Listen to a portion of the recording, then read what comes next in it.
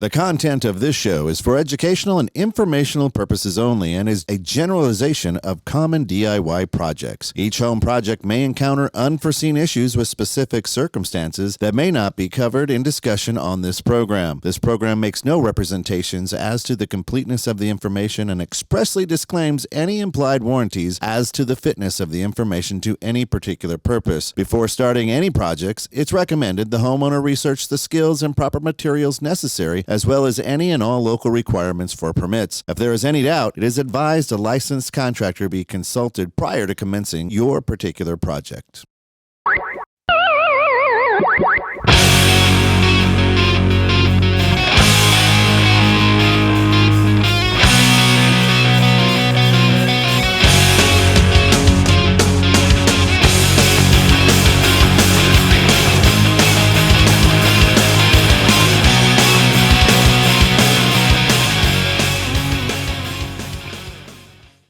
Welcome to Dream Home Ninjas.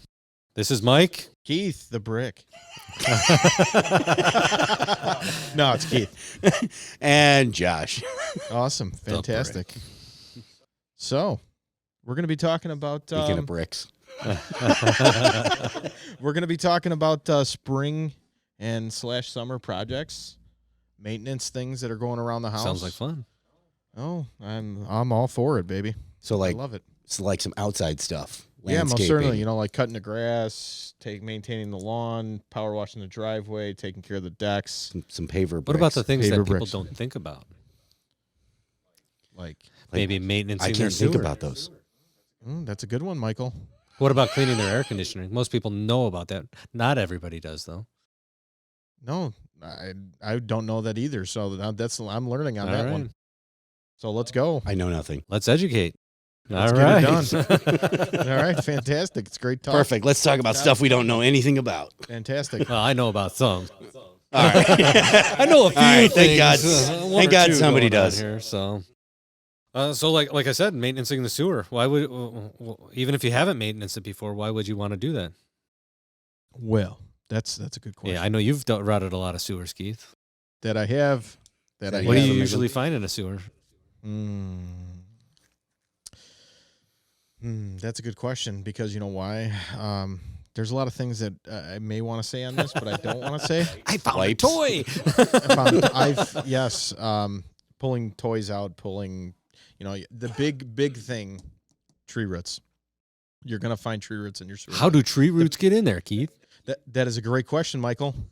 And we'll get to that. Is how that happens is in a lot of areas where you're at, depending on where you're living, is the type of piping that you have, your waste removal system. Okay. I like that. The piping is actually clay tile pipe. Okay. If you have a old home. What about Orangeburg? Orangeburg? I've seen that before. That stuff is. What is Orangeburg, Keith? What is Orangeburg? Orangeburg is actually pretty much cardboard and tar. And tar. That's it. Really, that was ingenious. Let's put cardboard and tar in the ground for our sewers. Yeah, that and then run sewage through it. You know, the reason why Orangeburg was brought into the plumbing world is it was after post-war. It was after World War II. And World War I is because of the fact that all the metals and everything was going towards the war. And what did they said, hey, we can take this material and take tar. Essentially, it repels water. Really? World War II? Yeah, unless that's from my knowledge. Teach me. I'm not sure. I thought it came in the 60s and 70s. So that's a little bit far from the war. Okay, well then I could be wrong. You know, this is educational stuff. Right. So we could be educating ourselves while we're here too. I don't know when it came, but it was here for a little while. Yeah, definitely. But so let's talk about the roots a little bit more about roots in the 60s, sewer. 60s, 70s sounds good. I mean, nice little hippie acid trip and like, hey, it'd be great. Let's wrap cardboard with tar. Yeah, talking about the tree roots in the sewer line.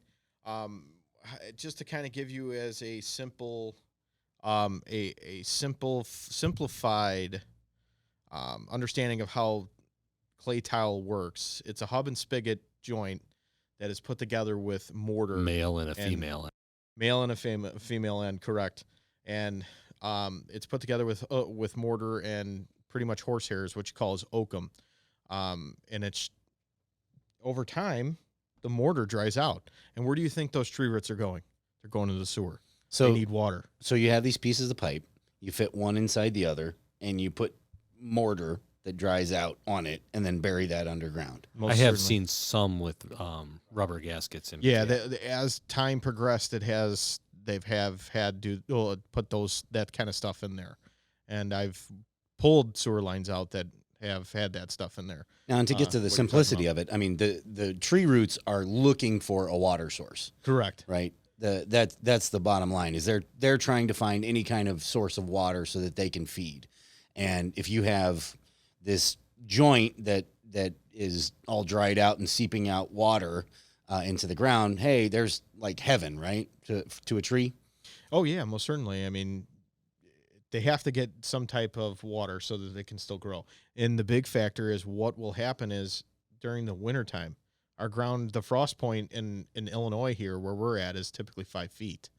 And tree roots, not everybody knows this, is that tree roots will grow as how high that tree goes. If it's 30 feet in the air, and how wide, let's say it's 30 feet wide, as how far the branches the umbrella spread of out. it.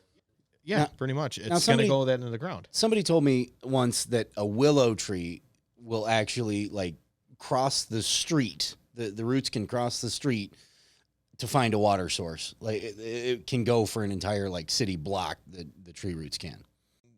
For a willow, Yeah. that I I mean- have not heard about a willow, but I know that they can spread very far. Okay. We'd have to talk to a tree expert on that one, but yes, definitely they're gonna get in there. Okay. So really maintaining your sewer line and getting it either rotting or hydrojetting, kind of simplistic situation Ooh, here. what's We're talking hydrojetting? about hydrojetting. That's a great question, Michael. Is Michael has all kinds Michael of great has all these questions. questions. He's got such great Hydrojetting questions. is actually like how you power wash your driveway, deck, or anything like that, your house, your siding, and all that kind of stuff. You're taking pressurized water and you're pressurizing it and you're cleaning debris. Hydrojetting, what you're doing is you're doing the same purpose and you're doing that inside of a Oh, pipe. you just use a pressure washer inside the pipe? No, Yeah, you just shove your pressure washer Alright. down. but in it is there kind of like That a sounds pressure like a washer. DIY So- project for myself. Yes, yes.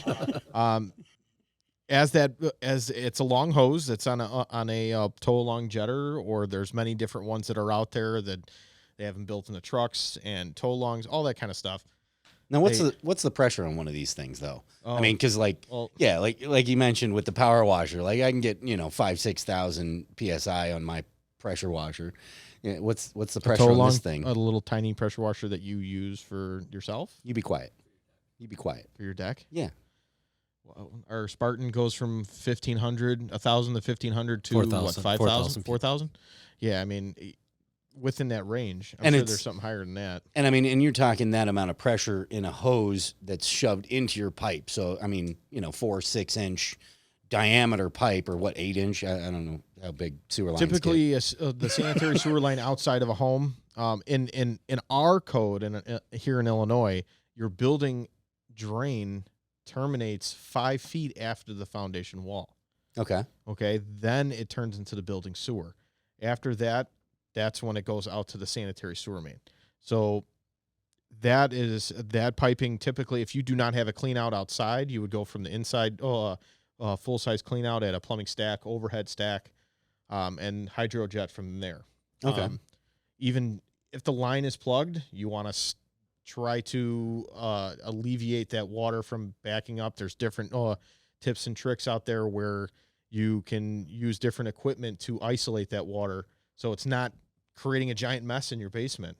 Kind of like taking one of those Capri Sun bottles and just like blowing air in it. It's just going to like spray out back at you. But most people are going to say that home pressure washer does 4,000 psi. What's the difference between that and the jetter?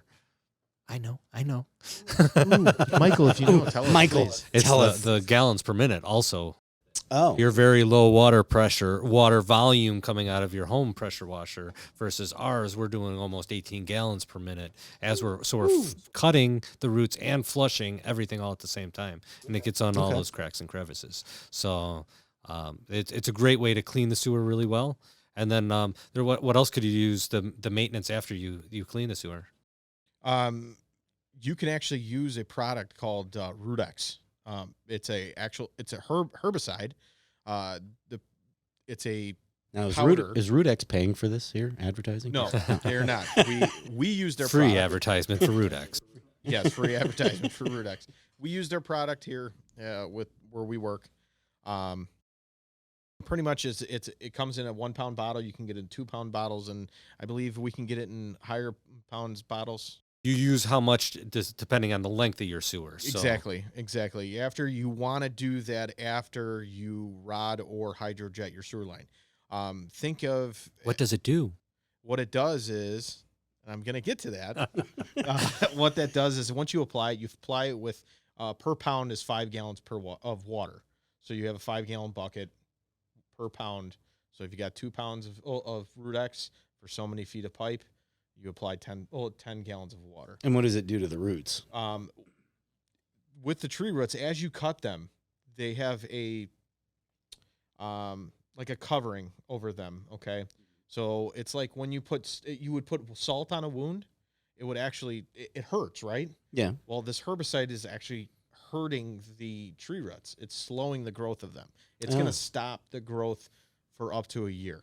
Okay, if applied right after a drain cleaning. Most certainly, correct. You don't like apply it another year down the road and expect it to clean out, because I've seen those kind of products where you can just flush something down the drain and it'll help clean out some of the stuff. Yeah, it may work, but The best time is to do it right after. Is right after rotting. Okay. Yeah, because you expose those roots as much as they can. Yeah, so. it's a flesh wound. I mean, because if you don't apply a herbicide to slow the growth, that tree root is going to it's going to start regenerating. Right. It's going to create that film over it, and it's going to start regrowing. Kind of the tree scab. Exactly. Yeah. Okay. You could also use copper sulfate and Copper lime. sulfate is it's another product that's out there. You can get that from the big box stores. This product that we're talking about, Rudex, you cannot get it from Home Depot or Menards or Lowe's or anywhere. Where do you get it? You have to specifically get it from a licensed plumber. Awesome. Okay. Now, and just because on my side of things we do sewage cleanup due to backups, I know one of the things that I run into is homeowners often don't even have a clue that they should be on a maintenance schedule for rodding or jetting of their sewer lines. It should be really inspected first, I would say, to inspect that sewer line to make sure that what kind of material is it, what's going on in there. I always recommend to anybody purchasing a house, have their sewer line cameraed before you purchase that house, because it could be a very expensive undertaking. And I've had people right after they bought their house, the next day, the sewer was broken. I was going to say, I've run into that where they're a week or two into owning the house, a month at, even 2 months. And, that's the first thing I get is, I didn't know. And, a lot of times, I mean, if it's tree roots, it's typically not even covered by insurance. So it's a loss that if it's really bad, you're losing a bunch of stuff and it's not covered. You're SOL. But I thought that was an interesting thing you just said, because I've been involved with home inspectors rather frequently on our end, where we'll get a list of stuff. And that's a whole nother show is home inspectors. We're going to have a fun show with that one. But these guys come into a house and they proclaim to be experts in everything, checking out the home. And, I don't by any means think that they don't know their job, but they're not, like we talked about in the last show, they're not a specialist. Right. And some of them just go to school just to learn that portion of it. If you get a home inspector that's been a contractor, has done other things, I think those are much better home inspectors. They're better, but not always too, because I've found quite a few of them are failed contractors. They're guys that couldn't hack it in the contracting world. And they found home inspecting's this new niche market that is exploding right now, and everybody wants a home inspection beforehand, so they have to do little to no marketing. Right. And they're getting business, and they're in and out of a house in 15 minutes. Some and of them, yeah, and you know, they're charging anywhere from $300 to $500 for 15 minutes of like looking around. This one customer I just went to, he's got plumbing. You guys were there actually. He's got plumbing above the bathroom. It's a separate attic space from the rest of the house, and not enough insulation in there, and it's just exposed to the elements. Of course, it froze and burst during the winter. You guys went out there, repaired it. It was jerry-rigged as all get out. I mean, I think they had a refrigerator line for running through there for the main plumbing to that bathroom instead of like proper copper. Right. And of course it froze, burst, and poured water down there. You guys fixed it, brought it up to code, what it should have been. And then we rerouted too. So you rerouted it. I think it was frozen. I think you also built a box around the one part that couldn't be. You put heat tape on it. I mean, all kinds of stuff to make sure it didn't ever happen again. But we'll talk about more heat tape and stuff like that in the winter. Yeah, but the point is, the home inspector was out there. He didn't even go up in that attic space. Right. And my point is, I think that's an important thing, is you should have an actual plumber come out and check those things out and give you a schedule specifically, like for your sewer system, how often you should be getting that taken care of. Yeah, well, and not everybody's going to go up in the attic and check where that plumbing lines are going to. That is a really weird in northern Illinois to run water lines through an attic. Like, I don't get that. But you could do certain things to make sure you create the right precautions to take care of it, like we tried to do. Yeah, well, I mean, especially when we got winters like this last one, -56 for the polar vortex, for the wind chill. Yeah, that was a blast. I mean, we were super swamped. That was fun. Yeah, but we're talking about spring now. Well, spring is sprung. We've had a ton of rain, and we want to do maintenance. And summer doesn't like start until September, and then we get about 2 weeks of it, right? Yep. Yeah. So we talked about the sewer line. There's a lot of other things going on in the house. Let's touch on one more plumbing thing, and then we'll move on to some other things around the house. I always think checking your outside faucets before the season, you just start watering things. That's big. We get a big overflux of calls where, for example, a customer calls and says, "Oh my gosh, I have water leaking into my basement. I was using my hose outside. I'm watering the grass. I'm watering the flowers that I just planted. And I flooded my basement. What's going on?" Okay, all right, we'll get you on the schedule. We'll come out. Yada. We go out there. What ends up happening? Mr. So-and-so, tell me what happened?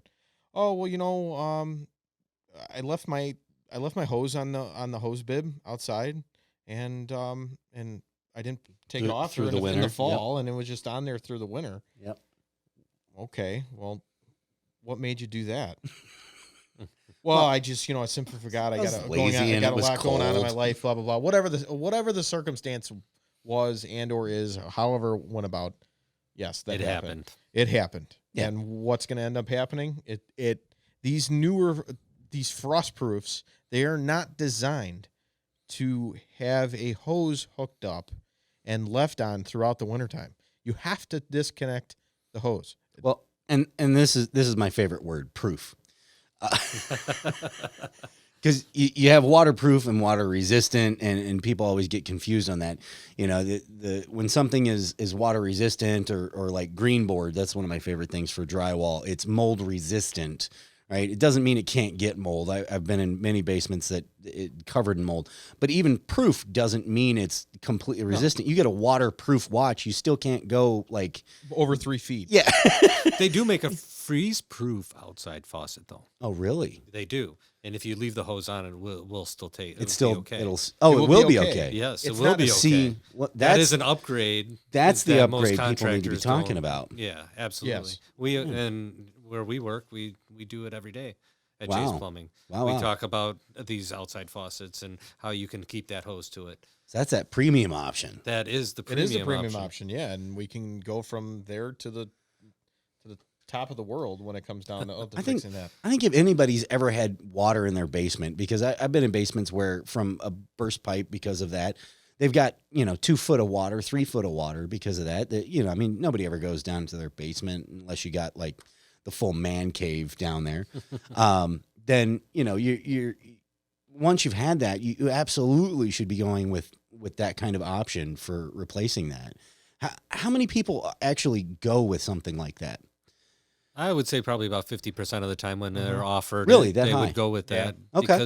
Because it safeguards it from ever happening again. Yeah, and that's the exactly what I was manufacturer thinking. actually puts a 5-year, $5,000 insurance policy on it. Wow. So they know it's going to work as Wow. long as it's installed correctly. Right. So, And that means you can't have, your non-licensed plumber friend Correct. doing it. Yeah, Yeah. you need to have a real plumber doing it correctly. absolutely. Right. Yeah.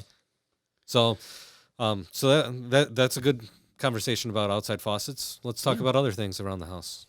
What All else right. could we do? Working on decks, man. Yeah. People are doing, it's getting warmer. They want it. They're out in the backyard. They're looking at their backyard and they're going, well, hell, what am I going to do? This deck needs to be refinished, needs to be sanded down. Josh, you're in that type of business. I mean, what are you saying? What's going on?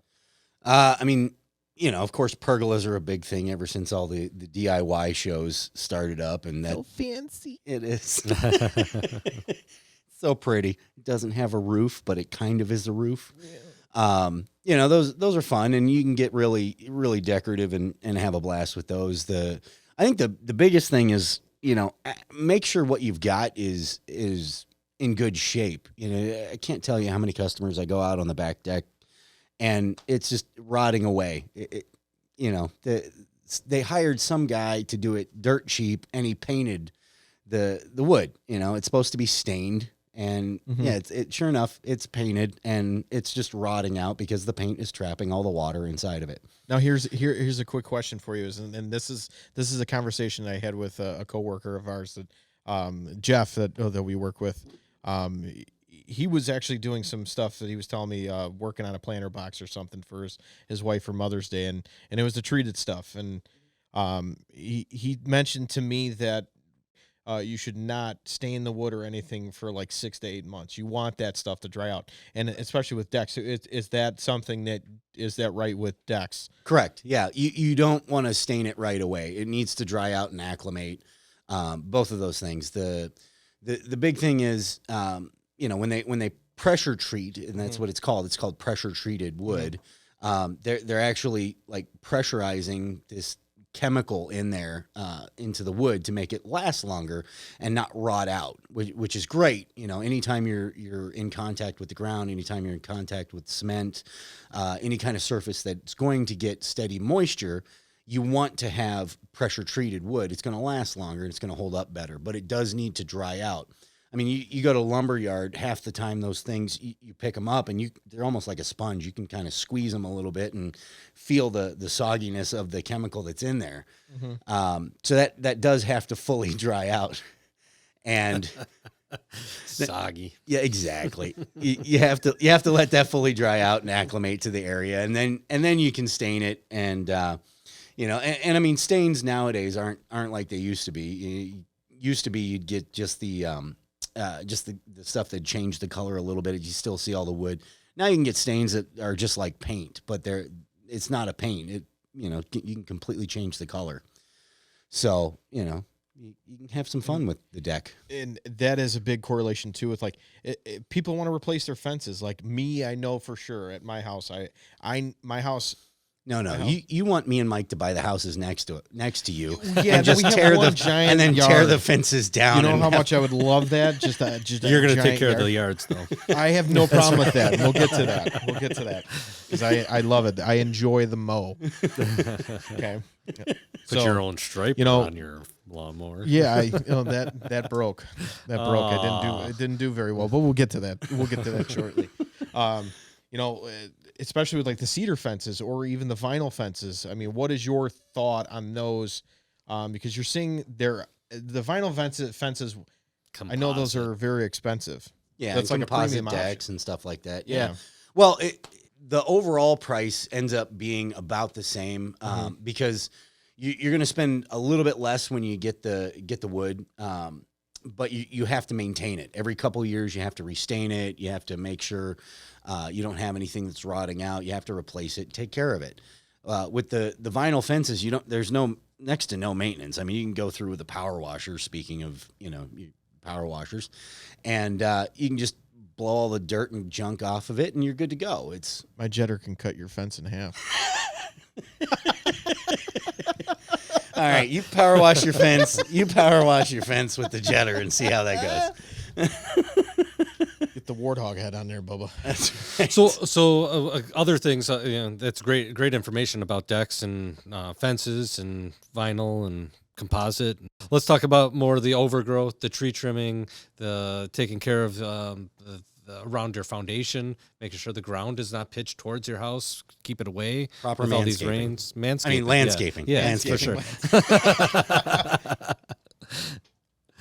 So, what do you think is the importance, or how important is that by building up around your foundation to keep it the water away? Well, I mean, if a house is built properly, it's going to route the water away from it anyway. You need to make sure that all of the systems are there. The gutter, drain pieces actually Downspouts. Yeah, off of the downspouts, the Yeah. connectors on there, like actually push the water away from the house. You don't, out here we have a lot of them that actually go into the ground and are brought out. But you got to make sure that stuff's all connected up and doing its job, and then you're not going to have a lot of those problems. You don't have to build it up. It is a good secondary precaution. You can do that. Obviously, you want to have all the systems in place that are supposed to be in place. Right. But yeah, I mean, you definitely want to keep trees off of the side of the house. That's a huge problem with siding Or and even close. bugs. I got and raccoons in my attic because I have a tree too close to my house. Yep, birds, squirrels. They're all gonna, especially if you have cedar siding. That again, you go at. No, they went right through the roof between the fascia and the roof. Actually, my neighbor has about a 2-inch gap, and I watch birds all day long just fly in and out of his roof. Birdhouse. Yeah, Awesome. it's in his attic. Literally.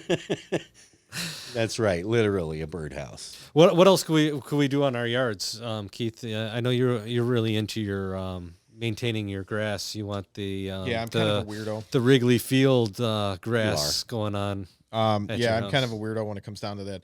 Definitely. Like I said, I enjoy the mow. I hate the mow.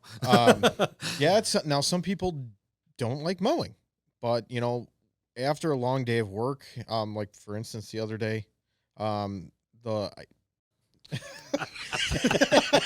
other day I came home from work and I enjoyed the mow. So It's relaxing for you. It's relaxing for me. It's just more damn work for me. And I just start up the mower and I go. Really, when it gets down to the nitty gritty of the grass, I'm still learning. I'm not an expert. I follow. Now, do you have the beer cooler on the back of there? I wish. No, I'm still trying to get that funded. I'm trying to figure out how to make the mow enjoyable because it's just another task for me. Well, you know what? When I was young, I did 5 acres on a riding lawnmower. You have your drinks in, of course, and they have a little pouch in the back, and you just put on your tunes and you just drive half a day. Just got one of those double can helmet deals and the little sippy straw out there. Absolutely. Got my drinks. Well, I was a Homer little Simpson young stuff. for beer at that time, so Right. it was It's not. No. a can of cola. I follow guys that are on YouTube, and yes, I am a YouTuber. When I like to watch that, I follow that stuff. I take it, notes, mental notes, everything like that. The type of grasses that we have here in our area, we're cool season grass, and not a lot of people are going to understand that. But what that means is the types of grass. Everybody's going to know a type of grass of Kentucky bluegrass. That grass needs to be cut at 3.5 inches. Trimming the grass. Yeah, bringing it up higher. But in the end of it, what I love the best is when I take my edger. Mm-hmm. It's like getting a haircut. You're trimming the edges. You're trimming her completely, getting straight lines, straight edges, everything. That's why I enjoy it the best, Buzz cut. the most. The beautiful edge. I mean, you make yourself look so much better than your neighbor when you can dominate. And really, when you can really, dominate your neighbor, that's I'm what not it's joking. about. That's what it's really about. It's totally. That's what it's really about. Looking better than Who's your better? neighbor. Who's better at keeping up their yard? Yeah, Keeping up with the Joneses. Well, thank you for listening to Dream Home Ninjas.